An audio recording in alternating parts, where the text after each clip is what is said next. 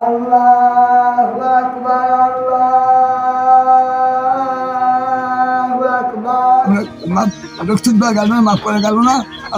দৃষ্টি নেই, দু চোখ শুধুই অন্ধকার। তবুও গত 20 বছর ধরে এক মুহূর্তের জন্য থমকে যায়নি তার পথ চলা। বাড়ি থেকে মসজিদ পর্যন্ত টাঙ্গানো একটা দড়ি আর বাঁশ ধরে প্রতিদিন 5 বার আল্লাহর ঘরে হাজিরা দিতেন তিনি। কিন্তু আজ সেই দড়িটা শূন্য পড়ে আছে, থেমে গেছে সেই পরিচিত পথধ্বনি। নটরে দড়ি ধরে মসজিদে যাওয়া সেই অদম্য অন্ধ মুয়াজ্জিন আব্দুর রহমান মোল্লা আর নেই। সর্বশেষে তিনি যখন দৃষ্টি হারিয়ে ফেলেন, তখন তার সন্তানদেরকে বলেন যে মসজিদ পর্যন্ত তোমরা আমাকে রশি টানিয়ে দাও। মহান রব্বুল আলমিনের সন্তুষ্টি অর্জন করার জন্য তাকওয়ার প্রতি গুরুত্ব দিয়ে তিনি সেই রশি বেয়ে বেয়ে তিনি মসজিদে গিয়ে মুয়াজ্জিনের দায়িত্ব পালন করেছেন এবং ইমামতির দায়িত্ব পালন করেছেন। নটরের বড়াইগ্রাম উপজেলার বড়দেহা গ্রামের বাসিন্দা ছিলেন 120 বছর বয়সী এই প্রবীণ মানুষটি।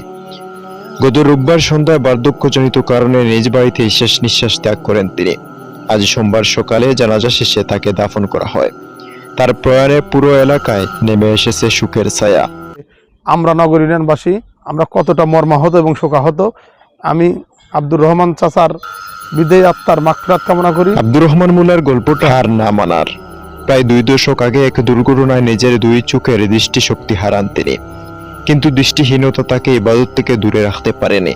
নিজের 5% জমিতে তিনি গড়ে তোলেন একটি পাকা মসজিদ। আর সেই মসজিদে যাওয়ার জন্য সন্তানদের সহযোগিতায় বাড়ি থেকে মসজিদ পর্যন্ত রশি ও বাঁশের একটা বিশেষ পথ তৈরি করেন। এই দড়ি ধরেই গত 20 বছর ধরে নিজ মসজিদে গিয়ে আজান দিতেন এবং নিয়মিত জামাতে নামাজ আদায় করতেন তিনি।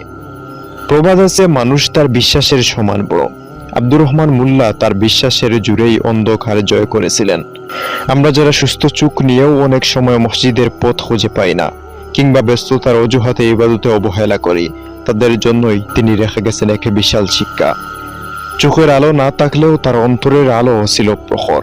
সেই আলোতেই তিনি চিনে নিয়েছিলেন জান্নাতের পথ। আল্লাহ এই মুখলেস বান্দাকে জান্নাতুল ফেরদাউসের উচ্চ মাকাম দান করুন।